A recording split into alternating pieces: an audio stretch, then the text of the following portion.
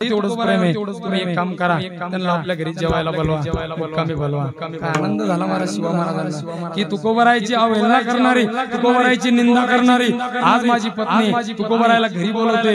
एवढा आनंद महाराज त्या ठिकाणी शिवा कासाराला झाला आणि तुकोबरायला आमंत्रण दिलं आणि तुकोबरायला महाराज त्या ठिकाणी बोलवलं. तुकोबराय मुक्कामी राहिले, रात्री कीर्तन झालं आणि तुकोबराय शिवा कासाराच्या घरी झोपण्यासाठी गेले आणि झोपले आणि सकाळी 4 वाजता ब्रह्ममुहूर्तावर जगद्गुरु तुकोबरायने उठावं आणि उठल्याच्या नंतर शिवा कासाराने महाराज त्यांच्या पत्नीला म्हणावं, अगं लक्ष्मी तुकोबरायला काकड्याला जायचंय. वारकऱ्याची साधना, प्रत्येक वारकऱ्याने काकडा घेतला पाहिजे, बरोबर आहे का? स्वरात नसेल तरी चालतो पण काकडा घेतला पाहिजे बरं का. आणि सांगितलं तुकोबरायला काकड्याला जायचंय, तू त्यांना पाणी टाकून दे आंघोळीला. महाराज रात्रभर जागून बरं का, शिवा कासाराची पत्नी रात्रभर जागून होती. महाराज एवढं पाणी गरम केलं, एवढं पाणी गरम केलं, लालबुंब त्या ठिकाणी काय तर ते पाणी झालं. कारण का तर तिला आता तुकोबरायचं महाराज त्या ठिकाणी काय तर तिच्या डोक्यामध्ये जो ग होता तो ग तिला आता त्या ठिकाणी स्वतःचाही जिरवायचा होता. ऐका ना. आणि तुकोबराय स्नानाला बसले. जसे तुकोबराय स्नानाला बसले महाराज तिने घंगाळात अगोदर पाणी टाकलं, म्हणजे उकळलेलं पाणी होतं महाराज. ते पाणी जगद्गुरु तुकोबरायच्या डोक्यावरती धर धर धर धर धर धर त्या ठिकाणी ओतलं महाराज. आणि जसं पाणी ओतलं तसं तुकोबरायच्या अंगाचा दाह त्या ठिकाणी व्हायला लागला. आणि तुकोबराय महाराज आता देवाचा धावा करायला लागले. तुकोबराय लक्ष्मी मातेला बोलले नाही, तुकोबराय शिवा कासाराला बोलले नाही, तो तुकोबरायने देवाचा धावा केला. आणि तुकोबराय म्हणायला लागले की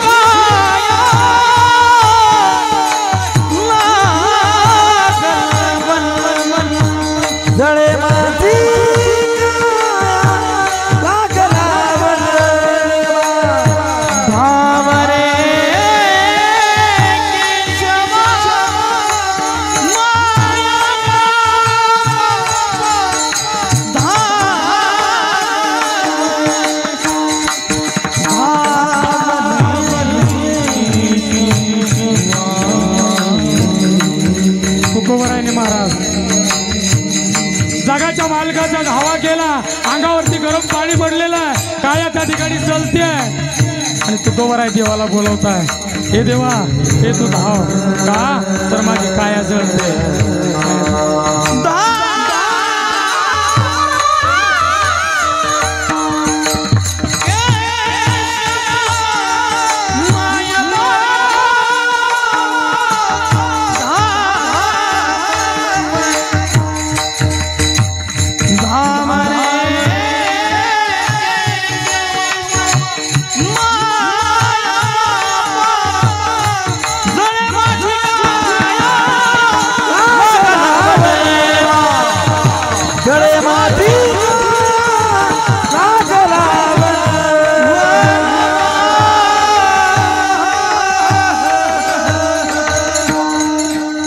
देवाकडे हात करावे. तुकोबरायने म्हणावं, जळे माझी काया लागला वनवा, धाव रे केशवा माये बापा, ए माये बापा धाव. आणि महाराज त्यावेळेस तुकोबरायने जगाच्या मालकाचा धावा त्या ठिकाणी करावा. मला एवढं पटवून द्यायचं होतं की महाराज भक्तावरती संकट आलं की भक्त देवाचा धावा करतो. आणि ऐका ना, देवावरती ज्यावेळेस संकट आलं देव सुद्धा भक्ताचा धावा करतो. फार गोड प्रसंग आहे. ज्यावेळेस भगवंत चेंडू फळी खेळायला लागले आणि चेंडू यमुना डोहामध्ये गेला आणि गेल्याच्या नंतर तुम्हाला सर्वांना कथा भाग ज्ञात आहे, भगवंताचं आता युद्ध चाललं आतमध्ये. कोणासोबत? कालिया सोबत बरं का. कालिया सोबत युद्ध चाललं. कालिया भगवंताला आपल्या पकडामध्ये टाकलं आणि आता भगवंत काकुलतीला आले. इतकं सोपं नसतं. काकुलतीला आले आणि मग भगवंताने गरुडाचा धावा केला. काय? गरुडाचा धावा केला आणि गरुड आले आणि गरुडाने नुसती छाया धरली महाराज. तेवढ्यात तो कालिया थोडा बाजूला झाला आणि भगवंताने महाराज त्या कालियाच्या मस्तकावरती लाथ बुक्क्या मारल्या आणि कालियाचा वध केला. महाराज देवावर संकट आलं की देव भक्ताचा धावा करतो. विठाला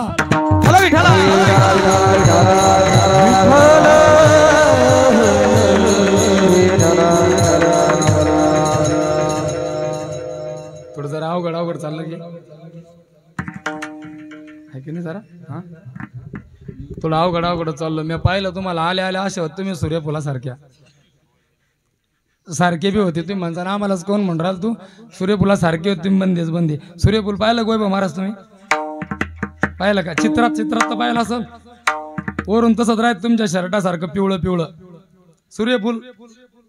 सकाळी सकाळी ते सूर्यफुल असं राहतं टाईट. त्या सूर्याला म्हणत आपला उजेडे म्हणत सूर्यफुल बर का. आणि अशी दुपार झाली भूमकर बाबा की सूर्यफुल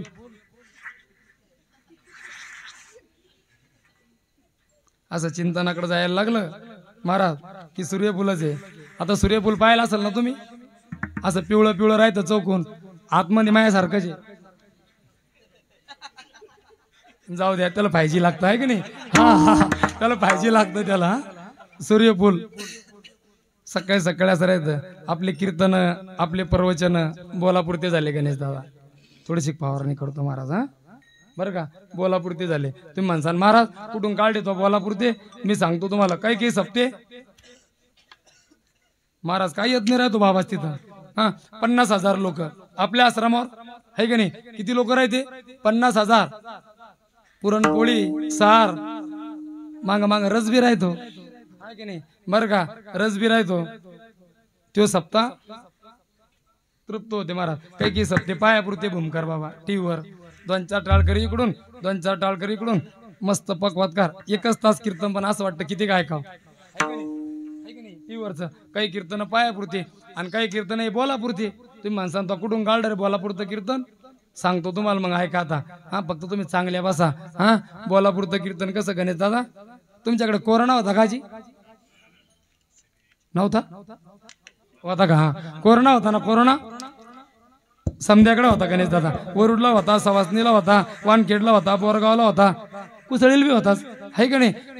पाकिस्तानात होता जगात होता कोरोना आहे का नाही. मग कोरोना असल्यावर आम्ही बी घरीच आणि आमच्या बायका बी. तुम्हाला अनुभव नाही म्हणून तुम्ही जरा ठेक्यात सांगितलं नाही यायला माहिती रामेश्वर बोला आहे की नाही. समध्याच्याच घरी होत्या ना गणेश दादा. आम्ही घरी आमच्या बायका घरी. मग ऐका ना आता आता पहिल्यानं काय करत होत्या अशा म्हाताऱ्या होत्या पहिल्या त्या काय करायच्या गाडग्याच्या उतळण्या लावायच्या. उतळण्या गाडग्याच्या एका गाडग्यात तुरीची डाळ एका गाडग्यात उडदाची डाळ एका गाडग्यात मुंगाची डाळ अशा उतळण्या लावायला राहायच्या. आणि शेजारी शेजारी उतळण्या लावायला राहायच्या. मग ती म्हातारी एक गाडगं काढायला गेली की ते गाडगं काढता काढता दुसऱ्या गाडग्याला त्याचा धक्का लागायचा. गाडग्याला गाडगं लागायचं बरोबर आहे की नाही. आता पहिला बोल असा होता गणेश दादा भूमकर बाबा तुमच्या वयात समजून घ्या तुम्हाला कळतं ते आता समजून घ्या आम्हाला कळत नाही. पण गाडग्याला गाडगं लागणं म्हणजे असा अर्थ होता घरात नवरा बायकोचं भांडण. शेजारी म्हणायचे काहीतरी यायच्या घरात गाडग्याला गाडगं लागलं बरोबर आहे की नाही. तसं वैभव महाराज आमच्या दोघा नवरा बायकोचं कोरोनात गाडग्याला गाडगं लागलं. हुन बोलला आजी हुन बायकोला तर बायको बोलत नव्हती. हुन बोललो होतं बाबा हुन बोललो तर बायको बोले ना. आणि कीर्तन करायला लागलं गणेश दादा पकवात वाजायला लागलं गायन करायला लागलं बायकोला मारणं चालत नाही. हे तर लोक म्हणते रातचं कीर्तन करतं आणि दिवसा बायकोला. आमचा प्रचार लोक Instagram fail Facebook fail WhatsApp fail आमचा प्रचार. कीर्तन करायला लागलं बायकोला मारणं चालत नाही. महाराज कदरलो मी. आता घरात बोलत नसल्यावर कदर येतो का नाही. कदरलो मी. आणि एक दिवस लावला भूमकर बाबाला फोन म्हणलं बाबा 4-5 अभंग जरा सांगा ना कसे कसे येतं वरुडला. ते म्हणे तू आमच्या गावात येऊ नको. हा तू 12 गाव हिंडतो म्हणे 12 गाव हिंडून येणारा तू आमच्या गावात येऊ नको. आमच्या गावात गाव बंदी करेल तवा गाव बंद करेल होत्या कोरोनाच्या टायमात तू येऊ नको. पण म्हणलं बाबा या ना गणपतीच्या मंदिरात बाबा आले. आता खरंच अभंग सोडणं होता का पण घरात पडेल होती आडी महाराज. मग मी आलो. आल्याच्या नंतर बाबाला म्हणलं बाबा हे सोडवा ते सोडवा. आता काय सोडणं होतं हे टेन्शन होतं. 9 वाजले रातचे. हे म्हणे बाबा आता धगभर घरी. कोण भूमकर बाबा. मी गेलो माझ्या घरी जाऊस तर 9 वाजले बरं का. आणि 9 वाजता महाराज मी घरी गेलो. बायकोना पोरापाशी तांब्या भरून द्याला लोटा. हा आमच्याकडे लोटा म्हणते भरून द्याला. पोराला म्हणे विचार त्याला कुठं गेला होता बोंबलं. कीर्तन बंद होते गणू. हा आता 2-2 शर्ट इस्त्र्या करून ढोलगाडी तवा विचार त्याला कुठं गेला होता बोंबलं. बाबा मी एक नाही बोललो हो आजी पाय ना कसा झालो तसदी ना येणे एखाद दिवशी माय लांब आहे का हा तिला सांग ना मराला आलं म्हणते मरून जाईल हा कदर आणला मावशी ती ना रोज बी पोराला विचारायची विचार त्याला कुठं खपला होता विचार त्याला कुठं गेला होता कदरात नाही का वाक्का माणूस हा हा कदरात नाही का नको येऊ माय तू भांडण लावून देशील हा तू भांडण लावून देशील जाऊ दे आता ऐका मी सांगतो बरोबर तुला बरं का महाराज मी कदरलो एक दिवस आणि एक दिवस पुन्हा गेलो पुन्हा तोच टाइम झाला तिची ती भनभनच महाराज भनभनच आता मी बी 12 गाव हिंडायला लागलो वैभव हा रोज रोज कटाळत नाही का महाराज माणूस हा कुठे गेलता मग आता ते पोरगा आलं माझ्याकडं म्हणे पप्पा मम्मी म्हणती म्हणे आज बी कुठे गेला होता मी म्हणलं इकडे ये तू आली इकडं तुला सांगतो म्हणलं माया मागा काय एक काम आहे का म्हणलं जरा जोऱ्यात बोलायला लागलो गणेश दादा मावा आवाज बसेल दिंडीना 10 दिवस उन्हात चाललो मी हा बरं का माया मागा काय एक काम आहे का जाफराबादला गेलो जाफराबादून टेंभुर्णीला गेलो टेंभुर्णीला भेटला तो मामा जरा जोऱ्यात सांगितला तिला ऐकू जावं म्हणून आपली बैठक इकडे आहे आणि किचन रूम तिकडे आहे पत्राचंच आहे असं एवढं VIP नाही बरं का तुम्ही माणसांना गप्पा करू राहिला काही पत्राचंच आहे जोऱ्यात तिला ऐकू जाव म्हणलं तो मामा भेटला तो मामाला घेऊन गेलो भेंडा बी जोऱ्यात सांगितला मग भेंड्याला जाऊन आलो म्हणलं तो मामाला झाला म्हणलं कोण जोऱ्यात बरं का पोरानं ऐकलं पोरग गेलं तिच्याकडं ती म्हणे मी त्याचं पुरं ऐकलं तू एकदा त्याला जाऊन विचार कोणता होता आपल्याला महाराज 3 सासरे आप्पा आपल्याला 3 बरं का दाजी 3 सासरे एका सासऱ्याला 3 एकाला 1 कबड्डीची टीम 8वा मीरा तो पित्तू बरं का त्याच्या संग आता बरं वाटलं बाबा ऐकले हा पोरग माझ्याकडे आलं म्हणे पप्पा मम्मी म्हणती म्हणे कोणता होता म्हणलं तुला गरज नाही तू तो ऑनलाईन अभ्यास कर तवा चालू ऑनलाईन म्हणलं तो ऑनलाईन अभ्यास तू कर तुला गरज नाही ज्याला गरज आहे ना ते मला येऊन विचारून एवढेच लोक आहे का वानखेड्यात एवढेच लोक आहे वानखेड्यात खरं सांगा तुम्ही एवढेच लोक आहे का मी बोलतो ना आजी तू चुप नवा आजी हा एवढे लोक आहे वानखेड्यात पण ज्याला गरज आहे ना ते येऊन बसले ज्याला गरज नाही ते भादरा मारुती ज्याला गरज नाही ते भादरा मारुती एखादं टिकोर घेऊन उठण गणू पण भादरा मारुती नवसाचा मारुती खुलताबादचा जे घरी झोपेले ते नवसाचे मारुती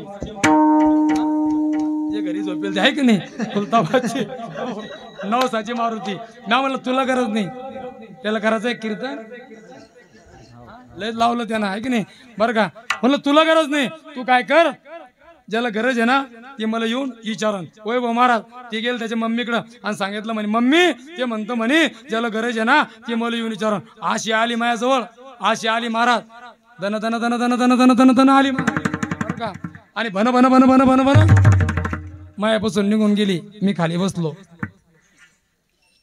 काऊन बसलो असं खाली लहानपणी मवळ उलवेले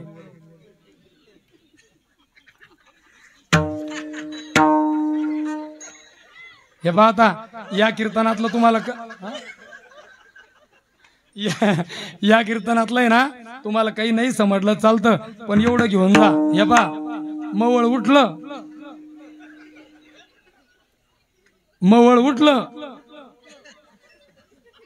उठलं हातपाय हलवायचे नाही हातपाय हलवला की ठणका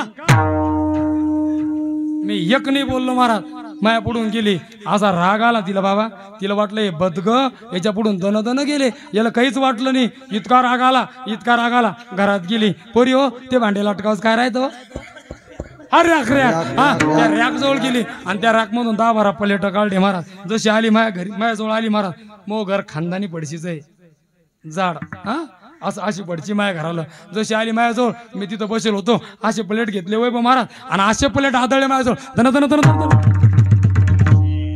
माया पुढे येऊन आदळले मला माहित होता त्या प्लेट का आपल्या बापाचे हिच्याच बापान देईल आणि गणू दादा या अवल्यादीचा भांड्यात लय जीव माया घरच्या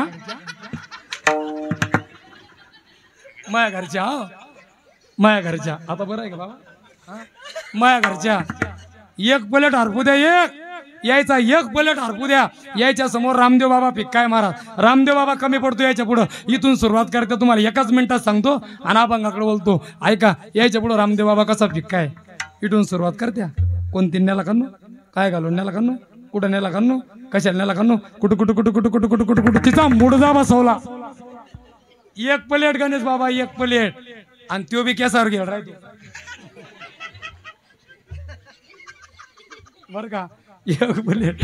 महाराज तिथून उठलो, बैठकीत जाऊन बसलो, टीव्हीचं बटन चालू केलं, कीर्तन करायचं. हा टीव्हीचं बटन चालू केलं, हातामध्ये रिमोट घेतला, माझ्याजवळ आली, टीव्हीचं बटन बंद केलं, रिमोट हिसकून घेतला आणि माझ्याजवळ येऊन बसली. मला म्हणे महाराज झालं गेलं गंगेला मिळालं. ना मला आता कसं काय झालं गेलं गंगेला मिळालं. 15 दिवस झाला तर माझ्या संग लॉकडाऊन केला. तो लॉकडाऊन होतो बरं बरं का. 15 दिवस झाले तू मला बोलू राहिली नाही बरं का. म्हणे महाराज झालं गेलं गंगेला मिळालं, मोठे मोठे माणसं बसले बरं का, झालं गेलं गंगेला मिळालं. बरं म्हणलं झालं गेलं तर झालं गेलं. मला म्हणे महाराज, म्हणलं काय, कोणता होता सांगा ना. कवळावाला. अहो म्हणलं येडी हळद, कोणताच नव्हता, फक्त तो आम्हाला बोला एवढ्या पुरता होता. तसे आपले कीर्तन, आपले प्रवचन महाराज सप्ताह असा करा की निदान एका सप्ताहामध्ये एक तरी वारकरी झाला पाहिजे आणि एका व्यक्तीनं तरी व्यसन सोडलं पाहिजे. मग तो आदर्श सप्ताह. विठ्ठल चला विठ्ठल.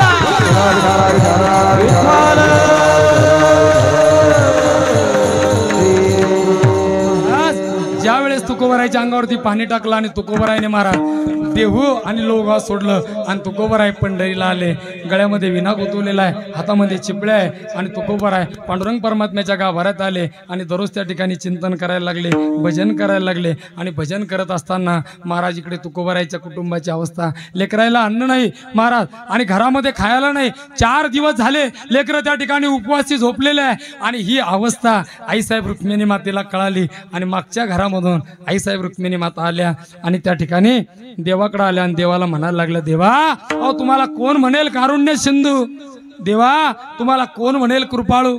अहो त्या तुकोबरायचे लेकरं अन्ना वाचून त्या ठिकाणी काय मरताय, त्यांना खायला अन्न नाही. 4 दिवसापासून तुकोबरायच्या घरी चूल सुद्धा त्या ठिकाणी पेटली नाही. तुम्ही एक काम करा, तुकोबाला घरी पाठवा. महाराज जगाच्या मालकाने यावं, तुकोबरायच्या समोर उभं राहावं आणि उभं राहिल्याच्या नंतर तुकोबरायला जगाच्या मालकाने म्हणावं, तुकोबा अरे 4 दिवस झाले लेकर अन्न त्या ठिकाणी करताय, तू एक काम कर, इथलं भजन बंद कर आणि तू देवाला जा आणि तुझ्या लेकरांचं काहीतरी बघ. त्यावेळेस तुकोबरायच्या डोळ्यात पाणी आलं आणि पाणी आल्याच्या नंतर तुकोबराय देवाला बोलले, देवा तुम्हाला घरी पाठवतो, पण तुला माहित आहे का माझी अवस्था कशी होते. तर तुकोबराय अभंगाच्या पहिल्या चरणात त्या अवस्थेचं वर्णन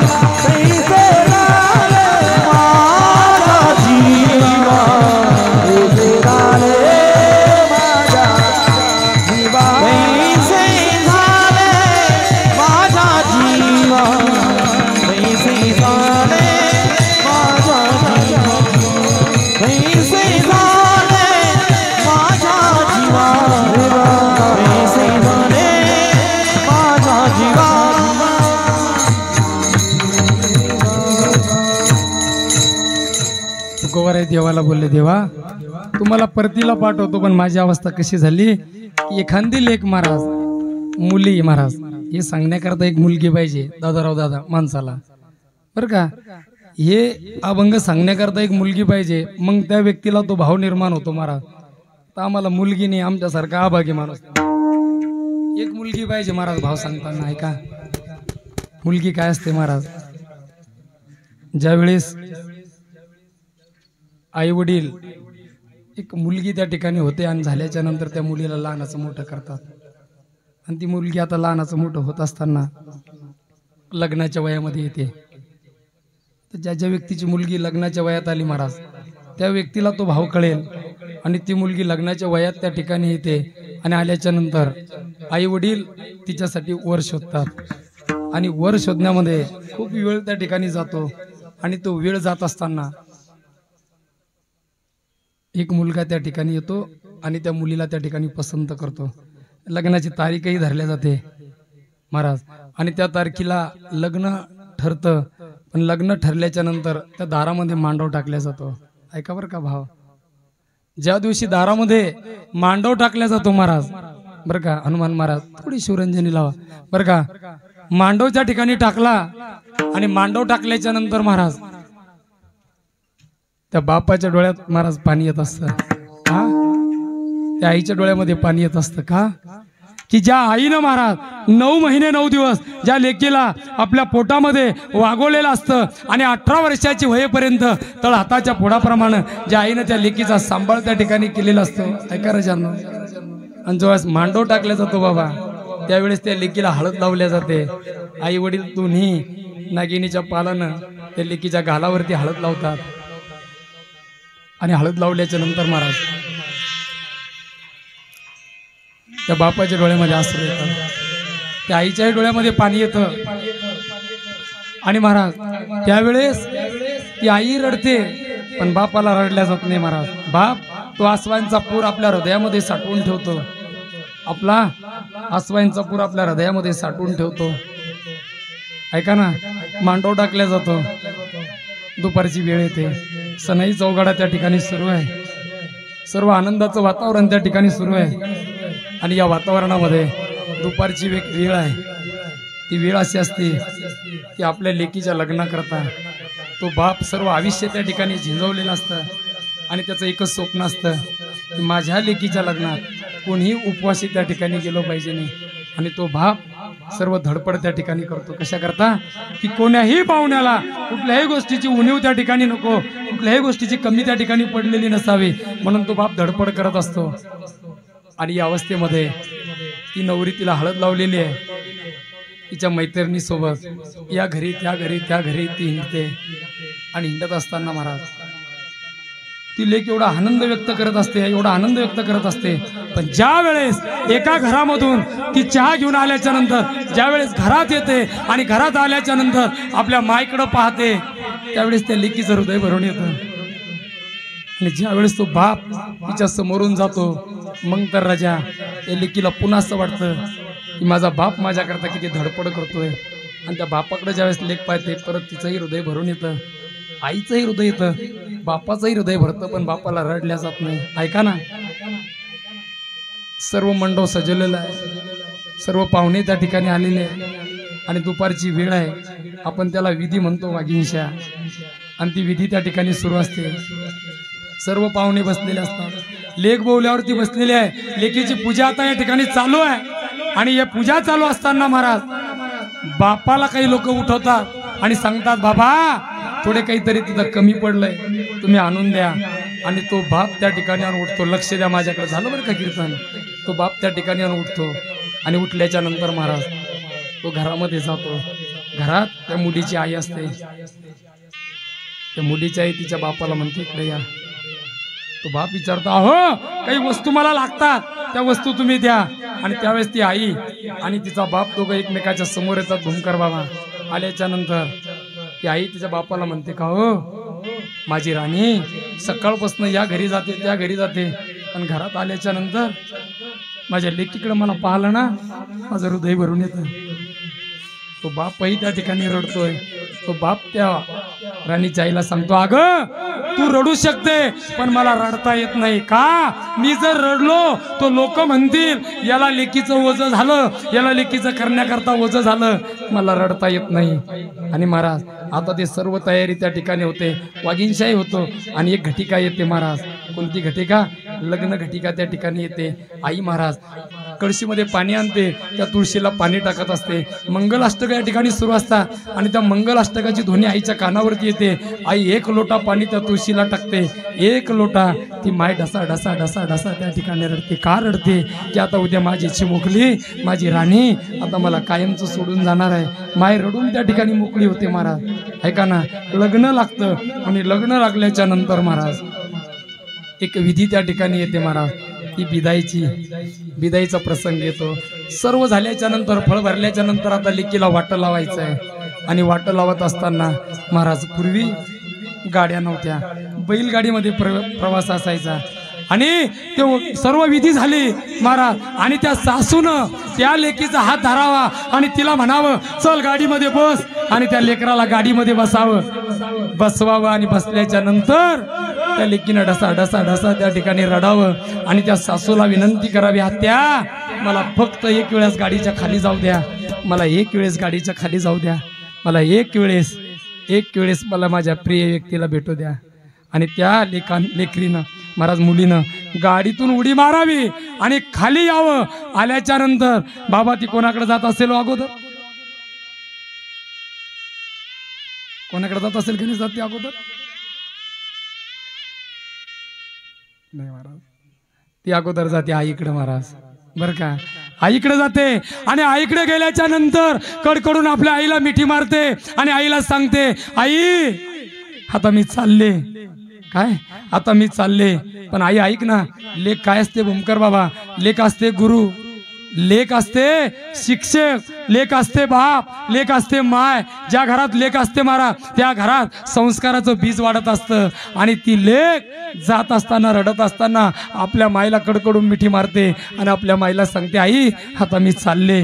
पण आई ऐक ना, आई ऐक ना, ज्या वेळेस माझ्या बापाचे आणि तुझे खटके उडायचे, भांडणं व्हायचे, 8-8 दिवस माझा बाप तुला बोलायचा नाही, पण मी यायचे आई, मी तुला समजावायचे.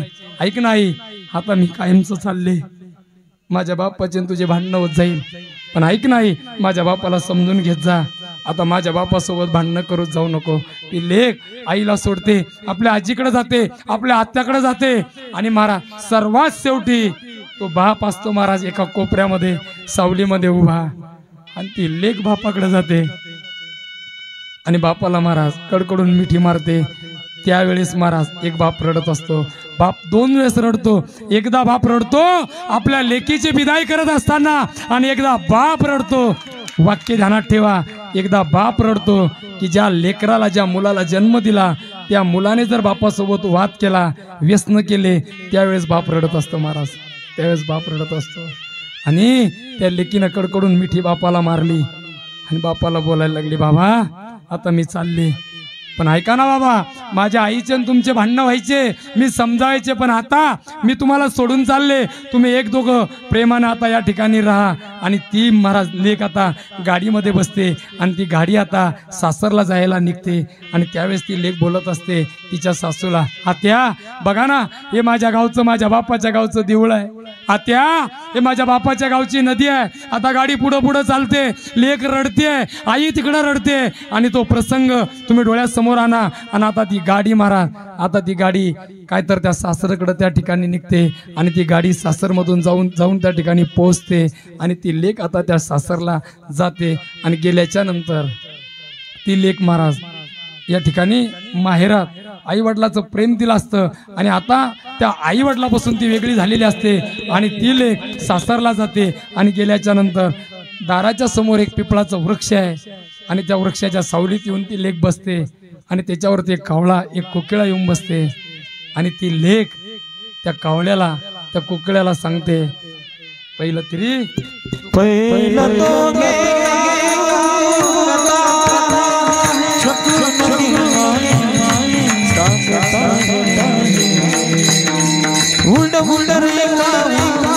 तुझे सोना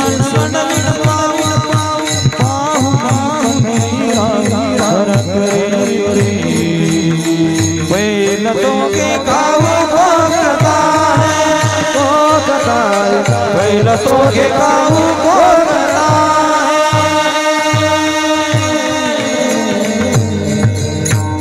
आणि ती मुलगी त्याला सांगते तू काय कर तिकडे जाऊन सांग त्या मुलीची जशी अवस्था होते तुकोबराय सांगता की माझी अवस्था तशी झाली अभंगाचं दुसरं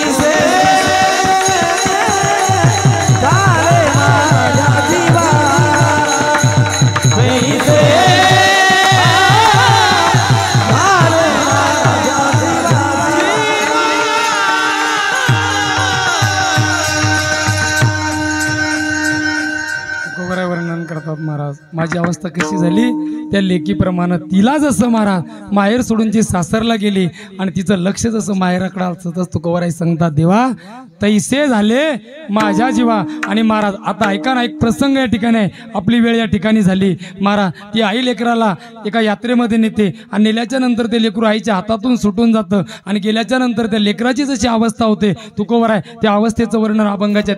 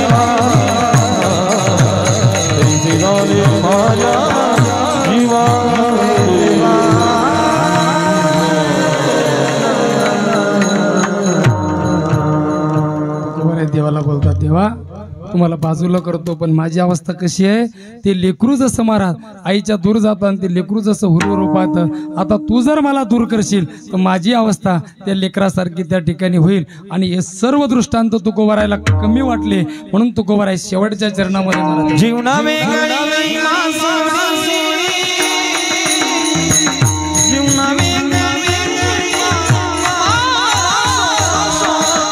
जीवना में गाड़ी मातोड़ी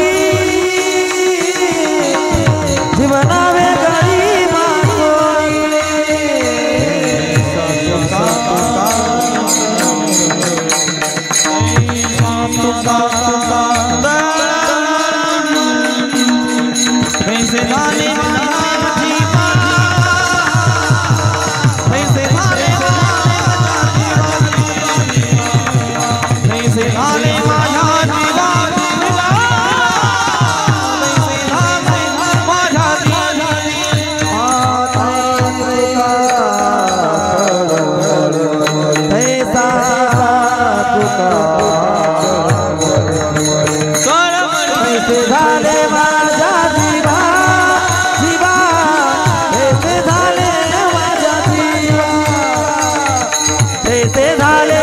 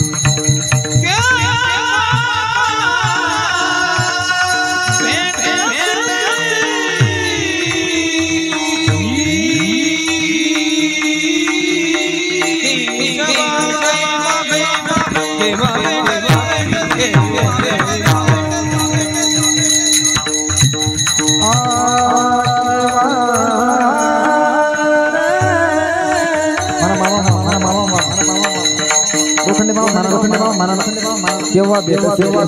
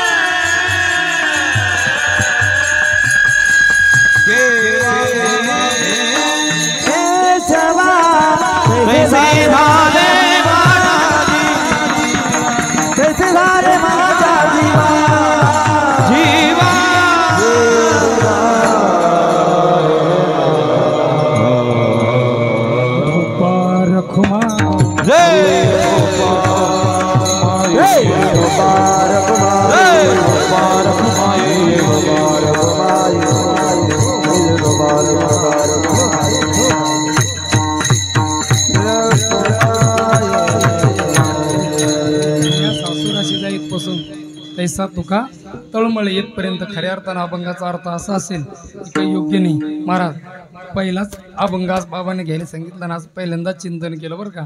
थोडं कमी जास्त जरी झालं ना, अभंग बदलले पाहिजे. अभंग बदलले की थोडं चिंतन सुचतं महाराज. थोडं मागं पुढं होत असतं, पण अभंग कीर्तनकारानं बदलले की त्याचा अभ्यास होत असतो. आणि थोडे थोडे अभंग बदलत गेले की चिंतनही बदलतं आणि आपल्यालाही सवय लागते. म्हणून आज या ठिकाणी अभंग घेतला महाराज. बोलण्याच्या वगामध्ये बरं का एक अर्थ शब्द जात असतो बाजूला, तो गेला असेल तर तो अल्पबुद्धी अल्पमती बालकाचा दोष आपण या ठिकाणी समजून मला या ठिकाणी माफ कराल बरं का. टाइम आपला झाला, सध्या परिस्थिती बिकट आहे, मला आता बोलायचं नाही. फक्त तरुण पोर इथं आहे भाऊ म्हणून, बस एकच गोष्ट एकाच मिनिटात. तरुण पोर इथं आहे. हनुमान महाराज वारकरी संप्रदायात आपली अवस्था किती आहे याला महत्व नाही, ध्यानात घ्या बरं का. आपल्यासाठी किती मोठा कोट घालून महाराज आला, किती मोठ्या गाडीत आला याला महत्व नाही गणेश दादा. किती त्याचा अभ्यास आहे यालाही महत्व नाही बरं का. वारकरी संप्रदायात खरं महत्व जर कशाला असेल ना, आपल्या अवस्थेला आहे बरं का. अवस्था किती मोठी आहे याला महत्व नाही, वारकऱ्यानं जपलं पाहिजे. कशाला? अवस्थेला. अवस्था बिघडली ऑटोमॅटिक अवस्था बिघडत असते. ऐका, इथं बसलेल्या पुरी आहे तुमचा भाऊ म्हणून, माझ्या कीर्तनातलं काही नाही कळलं तरी चालेल. गणेश दादा सध्या वातावरण असं आहे, आपल्या जालना जिल्ह्यात प्रत्येक महिन्यामध्ये 300 ते 500 मराठा समाजाच्या मुली महाराज, मराठा समाजाच्या बाया घर सोडून निघून चालल्या परधर्माच्या लोकांसोबत बरं का. बाकीच्या धर्माचे लोक त्यांच्या त्यांच्या धर्म मंदिरात त्या ठिकाणी ते समजून सांगायला लागले धर्म, आणि आपण जगाला सांगणारे लोक आपल्या धर्माचं वाटोळं व्हायला लागलं. म्हणून बसलेल्या तरुण मुली, कारण आपल्या धर्माच्या मुली इमोशनल आहे महाराज. बरं का, ताबडतोब त्या कोणाच्याही जाळ्यात फसतात. पण बहिणीला विनंती करेल, ताई ज्या आईनं 9 महिने 9 दिवस पोटात वागवलं, मी जास्त बोलणार नाही, त्या आईच्या डोळ्यात कधी पाणी येईल आणि ज्या बापाची समाजामध्ये मान उंच आहे त्या बापाची कधी खाली मान होईल असं तू वागू नको. झालं आपलं कीर्तन महाराज झालं. आणि दिवाळीच्या सणाला पोरी हसू नका, फार महत्वाचं आहे. दिवाळीच्या सणाला, रक्षाबंधनच्या सणाला ज्यावेळेस तुम्ही तुमच्या भावाला ओवाळायला जात असाल, भाऊ तुम्हाला म्हणेल ताई तुला काय गिफ्ट देऊ, त्या भावाला फक्त एक मागणं मागा, दादा मला तुझं सोनं नको, तुझा पैसा नको, पण दादा ज्या नजरेनं तू माझ्याकडे बघतोय ना त्या नजरेनं हिंदू धर्मातल्या प्रत्येक मुलीकडे बघ. या छत्रपती शिवरायांच्या महाराष्ट्रात बलात्कार होणार नाही, अत्याचार होणार नाही. महाराज एवढी रास्त मागणी या ठिकाणी मागतो. झालेली सेवा माऊली ज्ञानोबरायाच्या चरणावरती, जगद्गुरु तुकोबरायाच्या चरणावरती, माझा आराध्य दैवत शांती ब्रह्मश्री संत नाथाच्या चरणावरती सेवा समर्पण करतो. महाराज सेवेला पूर्णविराम देण्याअगोदर ज्यांना ज्यांना हात असेल, ज्या संताने आम्हाला एवढं मोठं वाङ्मय या ठिकाणी दिलं, एकदा सर्वच्या सर्व वरती हात करा बरं का गणेश दादा, वरती हात करा आणि एकदा प्रेमानं महाराज त्या संताचं एकदा गोड भजन करा. ज्ञानेश्वर